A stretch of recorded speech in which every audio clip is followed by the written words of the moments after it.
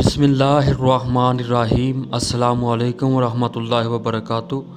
नाज़रीन करामी, आइए सुल्जूक सल्तनत के तीसरे सुल्तान मलिक शाह की अदल व इंसाफ का एक खूबसूरत वाक़या सुनते हैं, मगर उससे पहले आप हमारे चैनल को सब्सक्राइब कर लें और वीडियो को आखिर तक लाजमी देखिए। तो नाज़रीन, सुल्जूक सल्तनत के तीसरे सुल्तान मलिक शाह जो कि सुल्तान अलप अरसलान के बेटे थे, एक दफ़ा सुल्तान मलिक शाह शिकार के लिए निकले तो रास्ते में एक गांव के करीब पड़ाव किया। वहां रुक गए।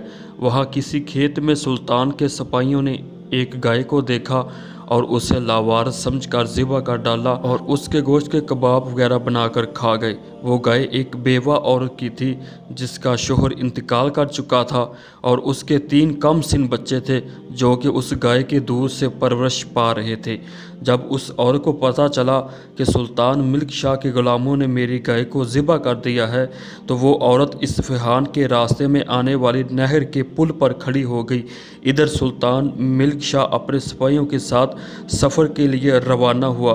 जब सुल्तान इस्फ़हान के रास्ते में आने वाले पुल पर पहुंचा तो वो औरत सुल्तान के सामने आकर खड़ी हो गई और बड़ी बेबाकी और हिम्मत के साथ कहने लगी कि ए सुल्तान अलप अरसलान के बेटे, तुम आज इसी पुल पर मुझे इंसाफ दोगे या रोज़े महशर पुल सिरात पर? बाकी तुम्हें अख्तियार है, जो मर्ज़ी जगह पसंद कर लो। सुल्तान मलिक शाह ने जब उस औरत के ये अल्फाज सुने तो वो कांपते हुए अपने घोड़े से नीचे उतरा और उस औरत से कहने लगा कि औरत, मैं आपसे अदल इंसाफ इसी पुल पर करना चाहता हूँ।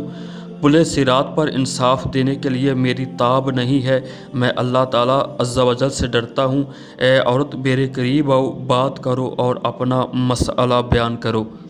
तो वो औरत सुल्तान के करीब आई और कहने लगी कि ए सुल्तान, आपके ग़ुलामों ने मेरी गाय को लावारिस समझकर ज़िबा कर दिया है। मेरे 3 कम सिन बच्चे हैं जो कि इस गाय के दूध से परवरिश पा रहे थे, लेकिन अब मेरा कोई सहारा नहीं है, मेरा कोई ज़रिया नहीं है, इसलिए मैं आपसे इंसाफ चाहती हूँ। सुल्तान मलिक शाह ने जवाब दिया कि ए औरत, अगर तुम राज़ी हो तो मैं तुम्हें इस एक गाय के बदले 80 गाय देने के लिए तैयार हूँ। तो नाज़रीन किराम, अब उस औरत को और क्या चाहिए था? वो औरत इस फैसले पर रज़ामंद होगी और सुल्तान ने उसे खुश खर्म करके वापस गांव भेज दिया।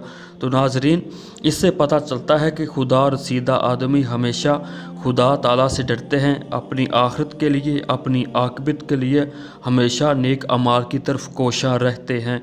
और इससे यह भी पता चलता है कि नेक दिल हुक्मरान किसी से ज़्यादती नहीं करते, किसी का नाहक माल नहीं खाते, बल्कि वो अपनी रियाया और आवाम का ख्याल भी रखते हैं।